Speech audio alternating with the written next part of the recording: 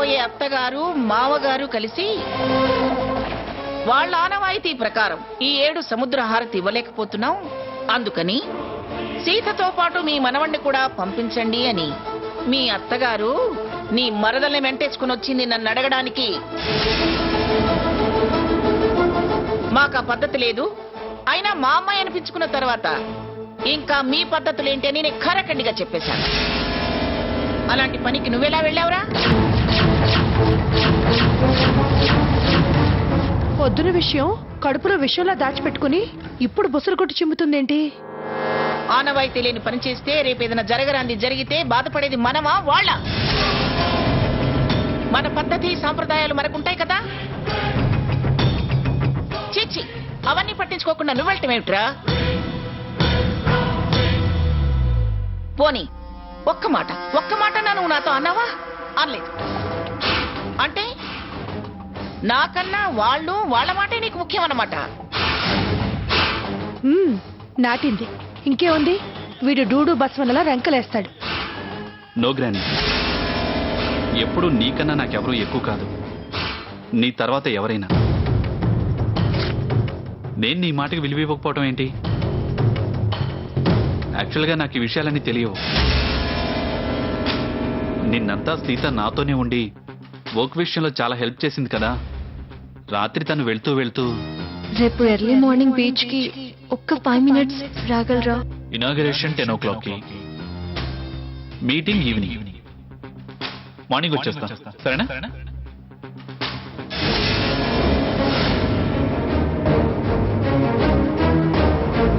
తను క్యాజువల్ గా రమ్మంది అనుకుని నేను సరే అన్నాను. ఎర్లీ మార్నింగ్ తాతయ్య ఊరెళ్తూ నిద్రపోతున్న నిన్ను లేపటం ఎందుకని నాతో చెప్పి సీత బీచ్కి రమ్మందన్న విషయం కూడా గుర్తు చేశారు. ఓహో, మాజీ జడ్జి గారి పాత్ర కూడా ఉందా ఇందులో? నేను బయలుదేరి వెళ్తూ నువ్వు నిద్రపోతున్నావు కదా అని చెప్పకుండా వెళ్ళాను. అంతేకాని అసలు నాకు ఆ పూజ విషయమే తెలియదు. తెలియనివ్వదురా, వాళ్ళ బుద్ధులే అంత. వాళ్ళ అవసరాలు తీర్చుకోవడానికి ఎన్ని టక్కుటమారా విద్యలైనా చేస్తారు. తల్లి కూతుళ్ళిద్దరూ కూడబలుక్కొని చాలా తెలివిగా నేను పద్ధతి కాదన్న విషయాన్ని నీ దగ్గర దాచి బీచ్కి రండి అని పొడిగా వాళ్ళు అనుకున్నది సాధించారు. వాళ్ళు సాధించుకుంటే పర్వాలేదురా, కానీ వద్దన్న నా చెవులకు తాటాకులు కట్టడం ఏమిటి? నిజం దాచి నిన్ను చవటం చేయడం ఏమిటి? మోటుగా అంటే తప్పు గాని ఇది చీట్ చేయడమేగా.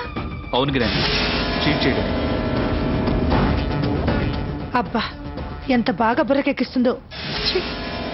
సీత ఇలా చేస్తుందని నేను అనుకోలేదు. ఒక సీత ఏమిట్రా, మోకంతా అంతే. ఆ మనస్తత్వం నుంచి సీతను బయటపడేయడానికేరా నేను చాలా సార్లు చెడ్డదాన్ని అయిపోయిన వాళ్ళ దృష్టిలో. నేను మంచి చేస్తే వాళ్ళు చెడుగా అనుకుంటున్నారు. మొన్నటికి మొన్న హాస్పిటల్లో ఎలా ప్రవర్తించిందిరా? నేను క్షమించిన కొద్దీ వాళ్ళకు చులకనైపోతున్నాను రా. నువ్వెంత, నీ లెక్కెంత, సాకెత్తో మేము అనుకున్న కార్యం నెరవేర్చి తీరుతామని సవాలు విసిరినట్టుందిరా. సవాళ్ళు మీరు విసురుతారు, మీ మీద సవాలు విసిరే గుండె ధైర్యం ఎవరికుంది? నువ్వు ఫీల్ అవు గ్రాని. ఇంకెప్పుడు వాళ్ళు ఎలా ట్రాప్ చేసినా నిన్ను నోటీస్కి తేకుండా కమిట్ అవ్వను. సారీ, ప్లీజ్ నన్ను ఎక్స్క్యూజ్ చేయి గ్రాని.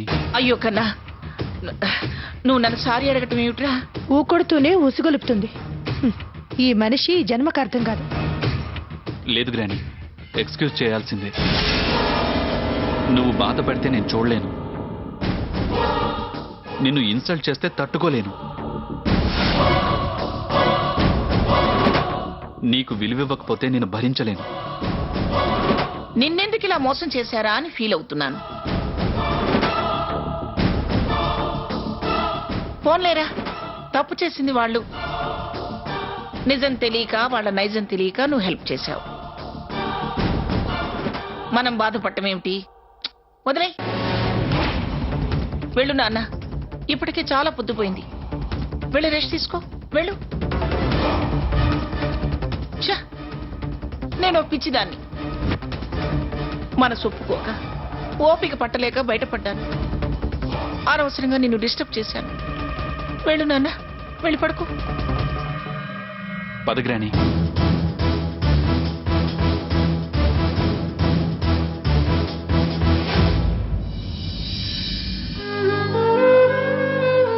వీడు మళ్ళీ సీత మీద అలుగుతాడు, తన్ని బాధ పెడతాడు. వాళ్ళు అసలే బాధల్లో ఉన్నారు, వీడు ఇంకా బాధ పెడతాడేమో. భగవంతుడా, వాళ్ళని కాపాడుతండి.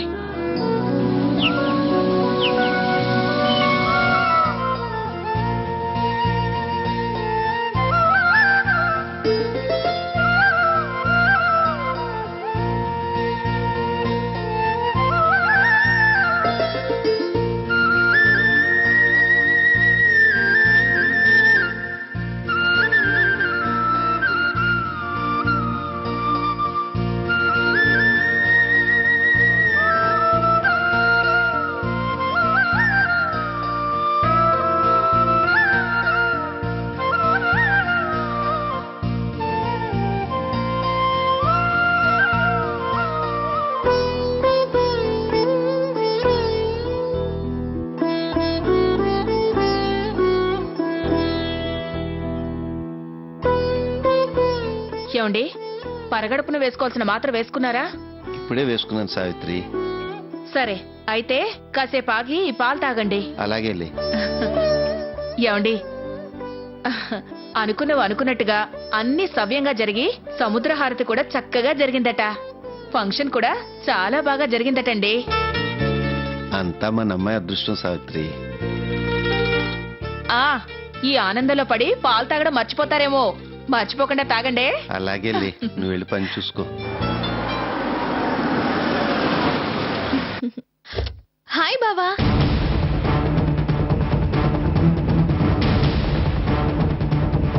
బావా,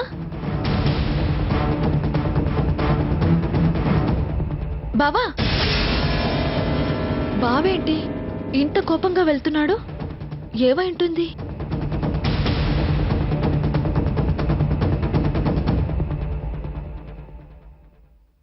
సీత సీత సీత సీత సీత సీత సీత సీత సీత సీత సీత సీత.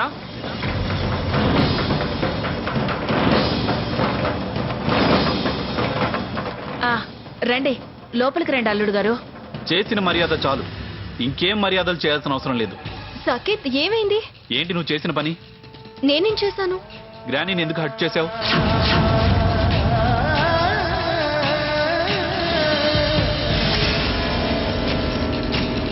ఏంటి సాకేత్ నువ్వు అనేది? నేనేం చేశాను? ఏం చేశాను అని అమాయకంగా అడక్కు.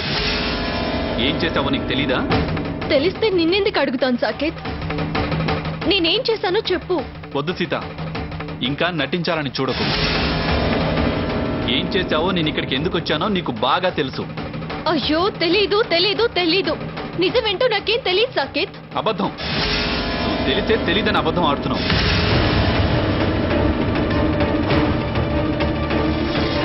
ఏంటి బావా, తనకు తెలీదు అంటుంటే తెలుసు అంటారేంటి? అసలు విషయం ఏంటో చెప్పొచ్చు కదా. స్వర్ణ, మాట్లాడొద్దన్నానా? ఏంటక్క, నువ్వేదో మోసం చేసి కోట్లు కొలగొట్టినట్టు మాట్లాడుతుంటే మాట్లాడొద్దు అంటావేంటి? స్వర్ణ, నిన్ను మాట్లాడొద్దని చెప్పాను కదా, నోరు మూసుకో. స్వర్ణ అనేది నిజం. నిజం దాచి నన్ను ఎందుకు చీట్ చేశావు? గ్రానీని ఎందుకు హర్ట్ చేశావు? చీట్ చేశానా? హర్ట్ చేశానా? ఏ విషయంలో? నాకేం అర్థం కావడం లేదు. నాకు బాగా అర్థమైంది. మీ అమ్మ గ్రానీతో నన్ను సముద్ర హారతికి పంపమని అడిగింది. మా గ్రానీ కుదరదంది, పద్ధతి కాదు అంది. ఆ విషయం నా దగ్గర దాచి హారతికని చెప్పకుండా బీచ్కి రమ్మని ఎందుకు చెప్పావు?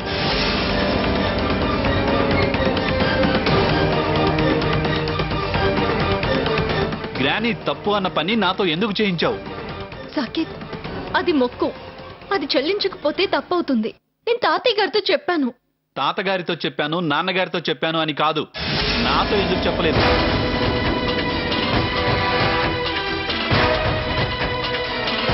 దాచి ఎందుకు మోసం చేశావు? అది కాదు Saketh. Answer to my question.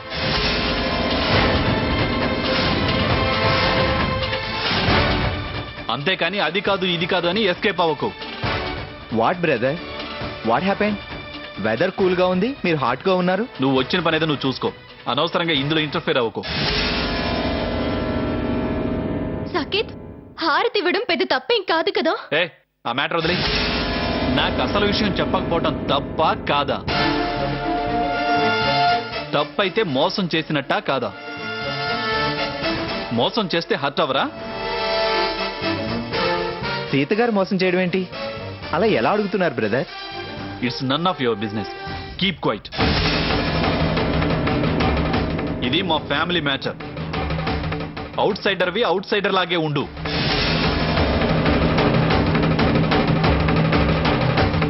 Raghuram please, నువ్వేం మాట్లాడకు. అసలు ఏమైందండి? ఏదో అయిందిలే, నిన్నేం మాట్లాడొద్దు అంటున్నాను కదా. నువ్వు ఇక్కడి నుంచి వెళ్ళు ప్లీజ్. రఘురామ్, ఇక్కడి నుంచి వెళ్ళిపో. స్వర్ణ, ఇవిగో నాన్నగారు మెడికల్ రిపోర్ట్స్. వస్తా సీత గారు. Bye brother. ఆ, చూడు సాకేత్, మొక్కు తీర్చాలన్న ఆరాటం నువ్వు రానంటావేమోనన్న భయంతో వివరంగా చెప్పలేకపోవచ్చు గాని మోసం చేయాలను, నీతో తప్పు చేయించాలనే ఉద్దేశం నాకు లేదు. ఉద్దేశం లేని దానివైతే ఖచ్చితంగా నిజం చెప్పుండేదానివి. చేసిన తప్పుని సమర్థించుకోవడానికి ఇప్పుడు ఇలా చెప్తున్నావు.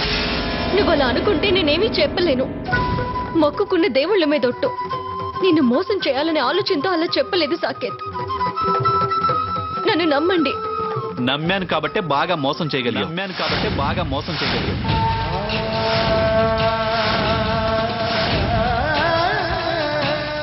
మీ మనస్తత్వాలు తెలియక నేను మోసపోయాను.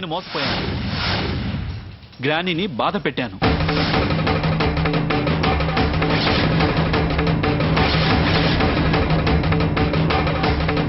గ్రానీ పర్మిషన్ తీసుకోకుండా వచ్చి గ్రానీని బాధ పెట్టాను.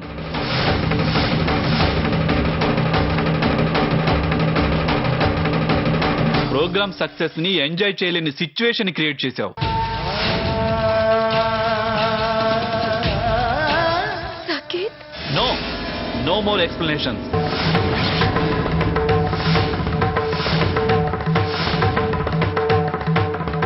సీత, ఓపెన్ హార్ట్ గా లేకపోతే ఈ డిస్టర్బెన్సెస్ డెఫినెట్ గా డిస్టెన్సెస్ పెంచుతాయి.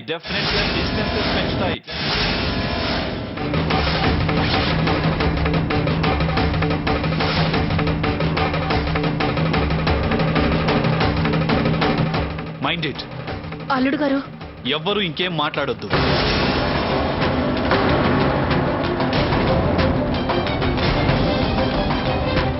అడ్జస్ట్ అవుతున్నాను కదా అని చులకనగా తీసుకుంటే పరిణామాలు చాలా తీవ్రంగా ఉంటాయి.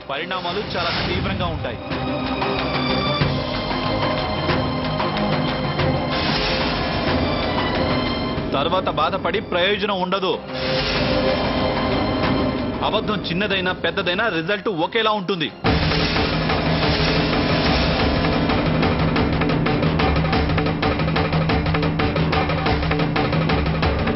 నీ అబద్ధం వల్ల మేం బాధపడ్డాం కాబట్టే ఇలా మాట్లాడాల్సి వచ్చింది. మీ అవసరం తీరొచ్చు కానీ మా రిలేషన్ కి నష్టం జరిగింది. అది నువ్వు పూడ్చలేవు, తీర్చలేవు.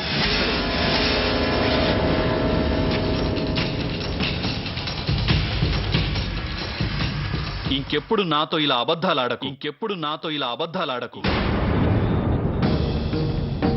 గుర్తుంచుకో. సాకేత్, సాకేత్, సాకేత్, బాబు, సాకేత్. అమ్మా, ఏంటమ్మా ఇది? ఏదో పెద్దావిడ మాట అందని చాలాసార్లు సర్దుకున్నాం. ఇవాళ అల్లుడు గారికి అంత కోపం వచ్చిందేంటమ్మా? ఆ అమ్మవి నువ్వు అబద్ధం ఆడడం ఏంటి? ఎందుకు అల్లుడు గారి కోపం చూస్తుంటే చాలా భయంగా ఉందమ్మా. నాన్న, మీరేం భయపడకండి నాన్న. నేను సాకేత్తో మాట్లాడతాను కదా. నీ మాట వినిపించుకోకుండా విదిలించి వెళ్ళిపోయాడు కదమ్మా. సాకేత్ సంగతి మీకు తెలిసిందే కదా నాన్న. ముందు మీరు కంగారు పడకండి. రండి, కూర్చోండి. రండి.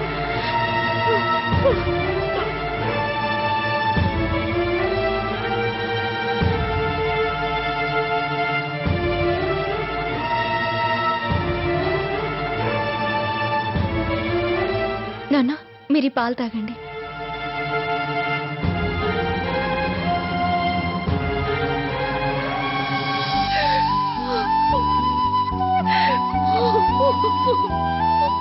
ఊరుకో అమ్మా. ఏమైందని నువ్వు అలా ఏడుస్తున్నావు? ఇదంతా నా మూలంగానేగా జరిగింది. నాన్న నిన్నులో చూస్తే ఇంకా బాధపడతాడు. ఊరుకో అమ్మా. నువ్వు బాధపడొద్దమ్మా. నేను నిజం దాచడమే దీనంతటికీ కారణం. ఎప్పుడు అమ్మమ్మగారు అనేది, ఈసారి సాకేత్ అన్నాడు. నా తప్పు నేను తెలుసుకున్నాను. నేనే దాన్ని సరిదిద్దుతాను. నువ్వు బాధపడకమ్మా. నాన్నని భయపడకుండా చూడు, సరేనా? ఊరుకో అమ్మా ప్లీజ్.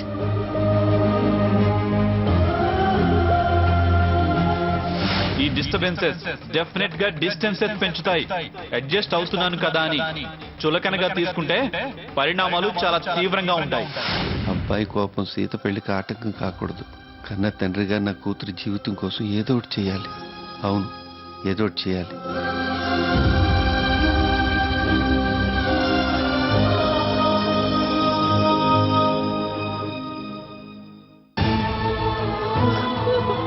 అమ్మా ప్లీజ్ అమ్మా, ఊరుకో ఊరుకో. అమ్మా నువ్వు అలా ఏడుస్తుంటే మేము తట్టుకోలేము. తప్పు మాదంటే మాదని మీరిలా బాధపడుతుంటే ఎలా చెప్పు? ఎప్పుడు వాళ్ళేది అననట్టు ఎందుకంత బాధ చెప్పు? ఏ కారణం లేకుండా వాళ్ళు మనల్ని ఎన్నిసార్లు అనలేదు? ఏదో మొక్కు తీర్చాలన్న ఆరాటంలో చిన్న పొరపాటు జరిగింది. అక్క, ఏంటి నువ్వు అమ్మలా అంత బాధపడతావు? అమ్మా ఊరుకో అమ్మా. ఏదో జరిగింది, దానికి అంత బాధపడాలా?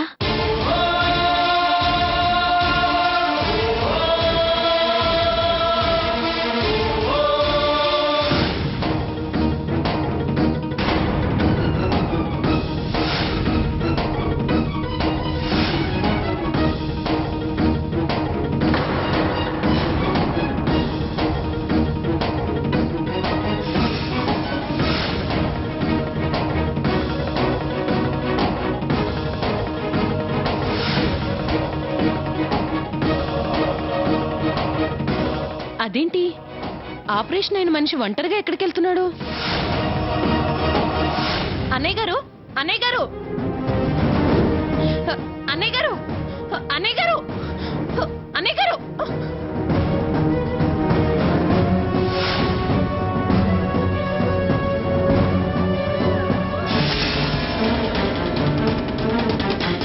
సావిత్రక్క, సావిత్రక్క, ఓ సావిత్రక్క. ఇదేంటి ఇంత దీర్ఘం తీస్తూ వస్తుంది? పొద్దున్న గొడవేం వెళ్ళలేదు కదా? సావిత్రక్క. ఏంటక్క, అన్నయ్య గారు అప్పుడు స్కూల్కి వెళ్తున్నారా? స్కూల్కి వెళ్ళడం ఏంటి? పోనీ హాస్పిటల్కి వెళ్తున్నారా? ఆపరేషన్ అయి వారం రోజులు కూడా కాలేదు, అప్పుడే స్కూలు హాస్పిటల్ ఏంటి? మరి అన్నయ్య గారు ఒక్కళ్ళే ఆటో ఎక్కి ఎక్కడికి వెళ్తున్నారు?